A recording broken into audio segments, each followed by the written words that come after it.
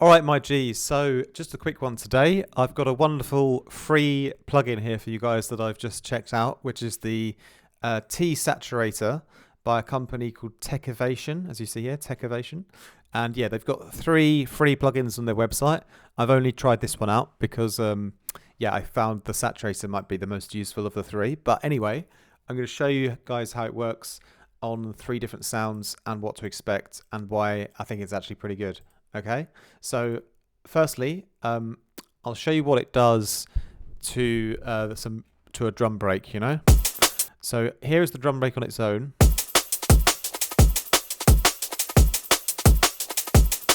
And if I turn it on now, it actually distorts the low end quite badly in this drum break, you know.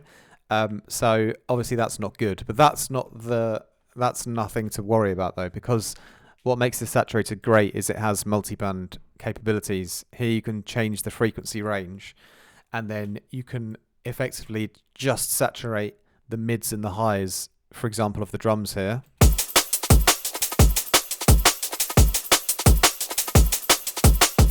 So now I've got a great saturation going on from everything, you know, 300 hertz and upwards. So it's giving me a lot of extra sort of free volume out of my drum break. What I like about this though is it's like a one knob kind of saturation tool, right? One knob distortion plugin essentially. And you have a lot of those in the music production space, but they don't always have multiband like capabilities like this one does. And the problem with a lot of these sort of one knob plugins is they always seem to destroy the low end, you know. It's actually only really the hot cold that I've found recently as a free plugin that just does a great job on the low end, you know. But I could leave that on my drums doing its thing across the whole frequency range, and then I could also use the T-Saturator to get further saturation just in the mid-range and the high end, you know. So I'll put it back on here on my break again on top of the hot cold.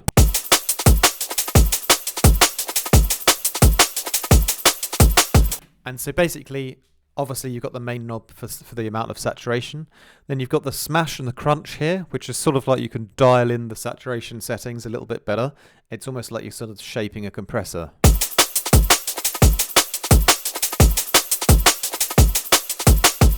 You're kind of shaping the saturation signal essentially, you know? And then once you've dialed it in, you can mix it all back here as well. Get that perfect sweet spot. Up here there's also quality modes, and I haven't quite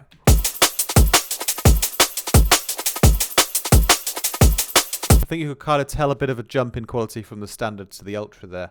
I don't imagine the ultra is taking up too much CPU though. I could be wrong, but I would probably just leave it on ultra to get the best signal, you know.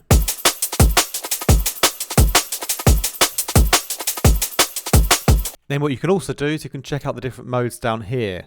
But the tube seems to be the most powerful. Go down to tape. It's very, very subtly adding a little bit of saturation, so it could be good for a really subtle one. The clip is almost unnoticeable. It's almost too subtle, you know. The fold, also quite nice. But the tube seems to be like the most aggressive, and it kind of sounds the best for these drums.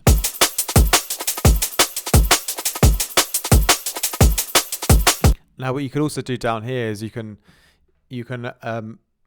set things to go further to the left or the right here. Which for me probably isn't that useful, but it also has a mid-side setting which does seem to have some kind of usability as well. So basically,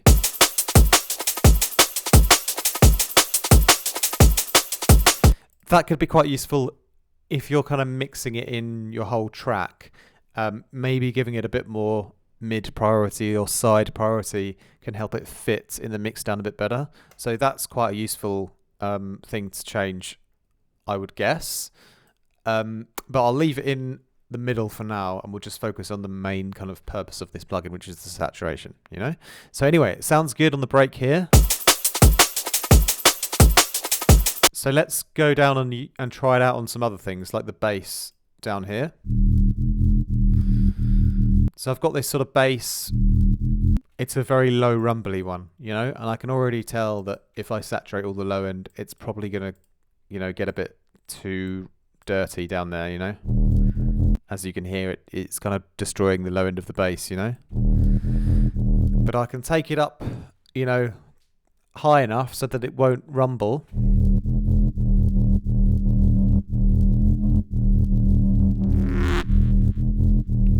Yeah, maybe it's around 400. And here we can try the other modes as well. So here the fold is a bit more subtle.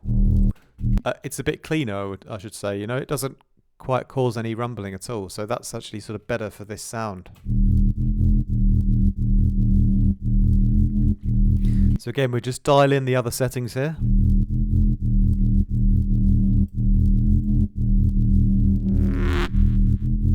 Dial in the mix. And now if we A-B it, yeah, you've actually made it quite a lot louder now. You know, I'll turn it off again. Evil never rest like that beacon of distress. Back on. Evil never rest like that beacon of... Let's try it without the vocal. You might hear it a little bit clearer. Off. And on. So I feel like I've gained an extra, at least 7% or 10% of sort of perceived volume from the bass by saturating everything, you know, from 400 or 500 hertz upwards. Giving me the kind of impression that the whole bass has become more powerful now, you know, even though I haven't touched the low end and the low end's still clean. So it does work quite nicely on that as well, you know. Quickly test it out on the vocal as well. Evil never... And yeah, similar kind of vibe. We'll go for the ultra, and then we'll saturate. Evil never rest like that beacon of... We'll take some of the low end out. Evil never... So just saturate the mids and the highs. Evil never rest like that beacon of distress when humanity regresses, we're leaping. And then we can test out the modes again. Evil never rest like that beacon of distress when humanity regresses, we're leaping off the fence. Evil never rest like that beacon of distress when So I feel like it's between the tube and the fold. Maybe the fold is a little cleaner again on this one. Evil never rest like that beacon of distress when humanity regresses, we're leaping off the fence. Evil never rest like that beacon of... Then we can mix it in again. Evil never rest like that beacon of distress when humanity regresses, we're leaping off the fence. Turning it off. Evil never rest like that beacon. Back on. Evil never rest like that beacon. Definitely sounds quite clearer and louder, doesn't it? Now we've put the saturation on. Evil never rest like that beacon of distress. Off. Evil never rest. On. Evil never rest like that beacon of distress when humanity regresses, we're leaping off the fence. Evil never rest like that beacon of distress when... So again, it does a good job on everything, to be honest. If you're saturating, you know, the mids and the highs, I wouldn't advise using it to saturate low end, but anything from like 200 or 300 hertz upwards, I think it's a good tool to use, you know, and that's absolutely fine, because most of the time when I do saturation, that is what I'm doing, you know. Previously, I would use, for example, the multipass from kilohertz, and I would just crack on a distortion and just saturate with the distortion, you know, the high end, whether that's from 500 or 1,000, wherever, you know. That's what I would previously have done. But now with the T-Saturator, I can do that just with one plugin, with one click, and still get good results, you know. The thing with saturation plugins is, again, it's like I did mention on a previous video about reverb plugins, is that they'll have different colors as well, you know. So the T-Saturator will color the sound differently to how, you know, for example, the kilohertz distortion might.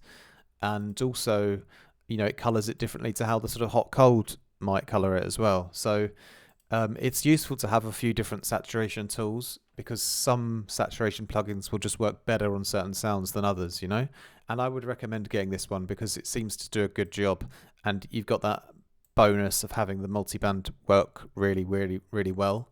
So you're able to saturate most things, get extra volume out of your sounds, like more presence and color in the top end, without disrupting the low end, you know. So it's free extra kind of excitement on your sounds. you know. And I think the quality sounds pretty good, especially on the tube or the fold mode. It seems to be pretty decent, so you can get that extra 5 or 10% squeeze out of your sounds that make your whole track sort of louder as well, you know.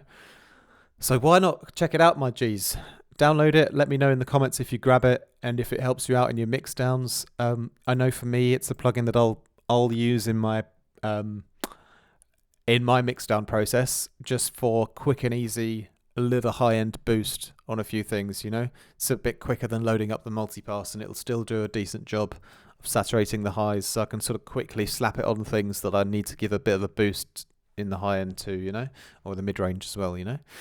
So anyway, that's it, my G's. Thanks for watching. Much love. Thanks for everyone supporting the channel. Leave a like and a comment down below. Subscribe if you're new, and yeah, hit me up. Hit up my description box. I've got loads of links in there for preset packs, Patreon, mentorship, and mastering. All right then, my G's. Much love. Take care. See you soon.